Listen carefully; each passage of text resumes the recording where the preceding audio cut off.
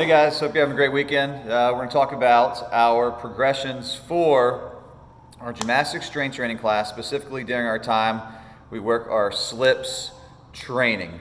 So let me back this up just a little bit. So for our slips training, slips, what does that mean? S-L-I-P-S.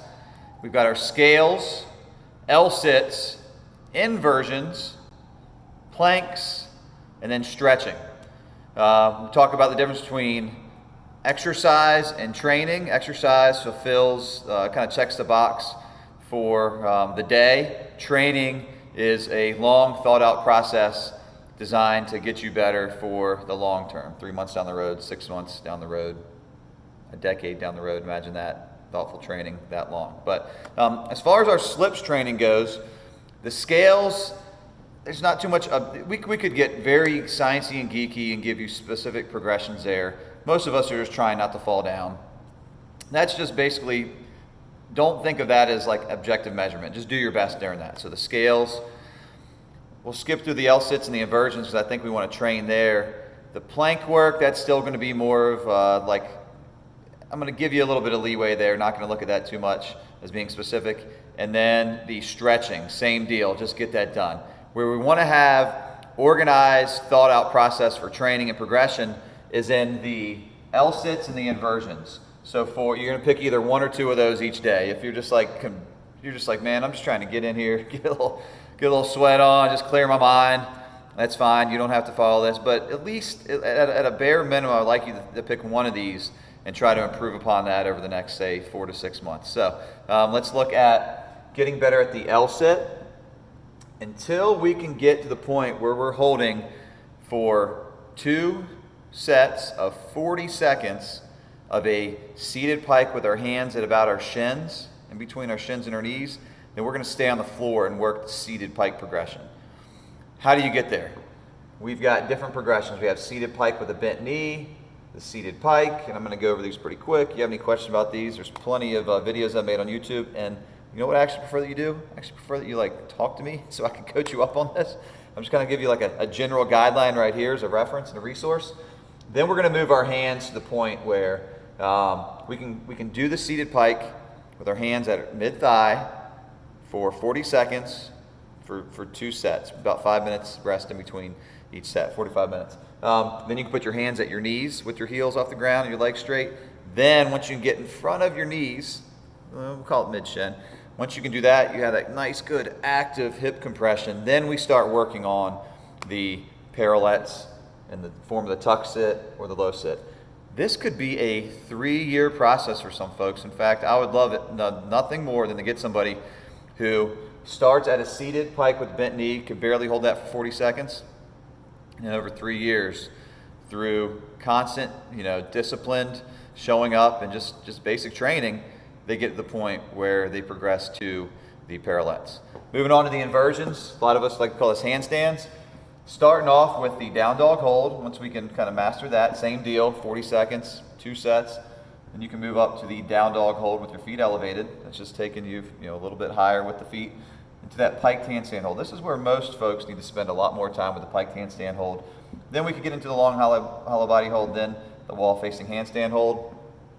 Ways you can develop and build up to these is not necessarily try your best and get 40 seconds in, and if you fail, you could do 10-second efforts, 2 10-second efforts, 3 10-second efforts, 4 10-second efforts. It could be 15-second efforts, 20, whatever is going to get you to the point where you can pass the test of the 40-second effort 2 times. Here's the big deal with the handstand. We want nice, good hollow body positioning. We do not want to see any arching during the handstand progressions. So since I'm awesome at drawing and animation, we have different, let me adjust this so you can see that bottom guy.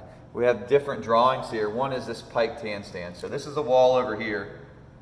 Ankle, knee, hip, and then what the heck is that? What did I draw here? Shoulder, elbow, wrist. There we go. Nice 90-degree angle. That's the piked handstand hold. That's where most folks need to be. This long hollow body hold is eventually what we're going to work up to. Most folks can actually do better with this long hollow body hold than they can the pike, but this is an important step right here. You spend a lot of time at this piked handstand before you even move on to this long hollow body where the heels are here. You can see it's not an exact line. Your hands are out here on the floor. Then you move into the wall-facing handstand. I know it doesn't look as good on vacation pictures or Instagram photos, but we're gonna have a wall-facing handstand. If you've mastered these, there's no reason why you can't do this wall-facing handstand where these are the hands right here, facing that way. This right here is the stuff that we do not like to see, all too prevalent. Here's the ankle and the knee and then the hip right here, and the hip's on the ground, and then you have this big arch out here. That's what we don't want. That's gonna be like this thing right here, and I've got plenty of videos that talk about this, but in general, we want to fight that super big arch by establishing that we can do the down dog hold, good positioning, down dog hold with the feet elevated.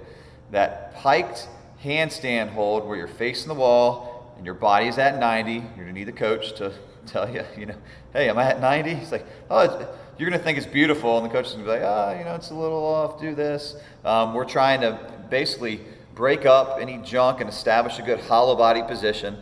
The upper back, the mid back needs to be nice and compressed and rounded. That may take a long time. That may take a long time to build up to get to the point. But if you spend time doing these progressions and what's appropriate, then eventually you get into a nice, good, beautiful hollow body handstand hold, which not only is just good positioning for the handstand, but it carries over to everything else. It helps you with your pull-up. It helps you with your posture. It helps you with your shoulder health. So there's a nice, good overview of our SLIPS training, S-L-I-P-S, training for our gymnastic strength training classes. If you have other movements that you specifically want to get better at, some variation, talk to me. We can throw that in.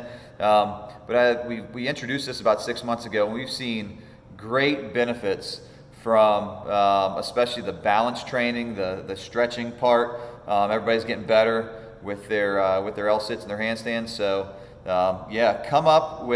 establish over the next couple of weeks what progression you're at, and let's train, and then we'll see where we're at this summer, and hopefully you find that training was well worth your time. If you have any questions, reach out to me, Jesse at Treble Wellness, and I hope to see you guys soon. Bye.